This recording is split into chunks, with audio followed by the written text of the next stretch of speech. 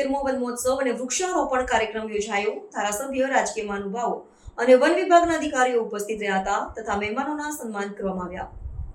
અમદાવાદ ગ્રામ્યના માંડલનગરમાં આવેલ નારાયક્ષ મોક્ષધામ ખાતે તાલુકા કક્ષાનો 76મો વન મહોત્સવ એક પેડ માં કે નામ અંતર્ગત કાર્યક્રમ યોજાયો હતો। સૌપ્રથમ મંચસ્થ મહાનુભાવો દ્વારા દીપ પ્રાગટ્ય વિધિ કરાઈ હતી। ત્યારબાદ પ્રાથમિક શાળાની બાળાઓ દ્વારા સુંદર અભિનય રજૂ કરીને મહાનુભાવોનું સ્વાગત કરાયું હતું। મંચસ્થ મહાનુભાવોના વિસ્તારમાં ધારાસભ્ય હાર્દિક પટેલ સહિત ભાજપના આગેવાનો, વન વિભાગના અધિકારીઓ તેમજ નીરવ પ્રકૃતિ ટ્રસ્ટના અધિકારી સહિતના પર્યાવરણ પ્રેમીઓ અને મોટી સંખ્યામાં ગ્રામજનો ઉપસ્થિત રહ્યા હતા। કાર્યક્રમના અંતે આભાર વિધિ અને વૃક્ષારોપણ તેમજ એક પેડ માં કે નામ અંતર્ગત ગ્રામ્યમાં વૃક્ષ વિતરણ કાર્યક્રમનો શુભારંભ કરવામાં આવ્યો હતો। મારી સાથે મંચ પર ઉપસ્થિત આ વિસ્તારના જિલ્લા પંચાયતના સદસ્ય માન્ય ભીખાભાઈ વાઘેલા, સીતાપુર જિલ્લા પંચાયત સમિતિના માન્ય સદસ્ય બાબુભાઈ પટેલ, તાલુકા પંચાયતના પ્રમુખ માન્ય સુમનભાઈ, તાલુકા ભાજપના પ્રમુખ માન્ય નીતિનભાઈ, અમદાવાદ જિલ્લા ભાજપના મંત્રી માન્ય કીર્તિબેન, સાથે મહામંત્રી માન્ય દેવાભાઈ ઠાકોર, આ ગામના મથક નાગરિક અને સરપંચ માન્ય નરેશભાઈ, અમદાવાદ જિલ્લા પશ્ચિમ પંચ મોરચાના આગેવાન અને બોટાદના માન્ય પ્રભારી મહેશભાઈ ચાવડા, ભાઈ ઠાકોર, સાથે મંચ ઉપર ઉપસ્થિત આ વિસ્તારની અંદર અલગ અલગ તાલુકા પંચાયતના માધ્યમથી પ્રતિનિધિત્વ કરતા તાલુકા પંચાયતના સદસ્યો, ભારતીય જનતા પાર્ટીના હોદ્દેદારો, હોદ્દેદારો એવા તાલુકા વન અધિકારીશ્રીઓ, ખાસ કરીને આ વન મહોત્સવ કાર્યક્રમને સફળ બનાવવા જેને પણ સાથ સહયોગ આપ્યો છે એવા સૌ અધિકારી મિત્રો, આમ તો છેલ્લા કેટલાય વર્ષોથી વન મહોત્સવના માધ્યમથી આપણે અનેક ગામડાઓની અંદર વૃક્ષો વાવીને વન મહોત્સવની ઉજવણી થતી હોય।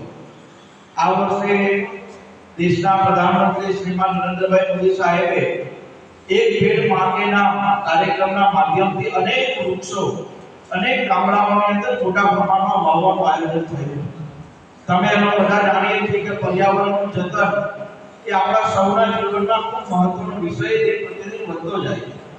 અત્યારે સમગ્ર ગુજરાતની અંદર ગામડાઓની અંદર અને મોટા શહેરોથી 10,000 વૃક્ષો એક જગ્યાએ વવાય, તેનું જતન થાય અને પર્યાવરણને સુંદર અને સારું બનાવે એ દિશામાં દેશના પ્રધાનમંત્રીના માધ્યમમાં નેતૃત્વની અંદર રાજ્ય સરકાર ખૂબ વિશેષ કામ કરી રહી છે। અત્યારે આપણે થોડા સમય પહેલા તમારા બધાને ધ્યાન હોય કે ન હોય ખ્યાલ નથી, પરંતુ આપણે વિરમગામ વિધાનસભાની અંદર લગભગ 5 વન કવચનું આયોજન કરવા જઈ રહ્યા છીએ। વન કવચનો મતલબ એવું થાય કે 3 હેક્ટર જગ્યા અથવા 1 હેક્ટર જગ્યા ઓછામાં એ જગ્યા ઉપર નિયામક પદ્ધતિથી 10,000 વૃક્ષો વાવવામાં આવે। એની અંદર ગાર્ડન બનાવવામાં આવે, એની અંદર ગજબા બનાવવામાં આવે, એની અંદર વોકવે બનાવવામાં આવે। અને અમે માંડલની અંદર અમારી એક લાગણી હતી કે માંડલની અંદર ફરવા લાયક કોઈ એવું સ્થળ નથી જ્યાં સાંજે વડીલો જઈ શકે, પરિવારના લોકો જઈ શકે, તો આપણે અહીંયા વાવેશ્વર મંદિર જે છે વાવેશ્વર મંદિર કે ત્યાં આ સુંદર બજારનું આયોજન થાય, પરંતુ જે જગ્યા નાની પડી એના કારણે આપણે આ મેળાની પદ્ધતિથી વન કવચનું ગાર્ડન બનાવી શક્યા નથી।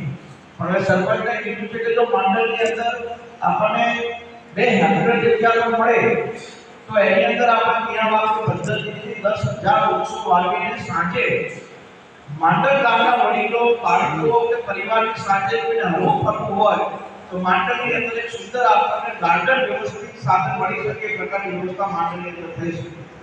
આપણે મારું ગામ ચંદ્રનગરથી વિરમગામ તાલુકાનું ત્યાં પણ નિયામક પદ્ધતિથી વન કવચ બનાવવાનું આયોજન કરી રહ્યા છે। સાથે પ્લેન ગામમાં અમે આયોજન કર્યું પણ કોઈ કારણસર ત્યાં ન થઈ શક્યું, પછી 16 ગામ આપણે એ વન કવચનું આખું જે મોડલ છે ત્યાં ટ્રાન્સફર કર્યું છે। હજુ પણ આપણા માંડલની અંદર 2-3 જગ્યાએ આવા કાર્યક્રમો થાય એ દિશામાં તમે અને હું બધા સાથે મળીને કામ કરીએ, બસ એવી મારી આપણી પાસે અપેક્ષા છે।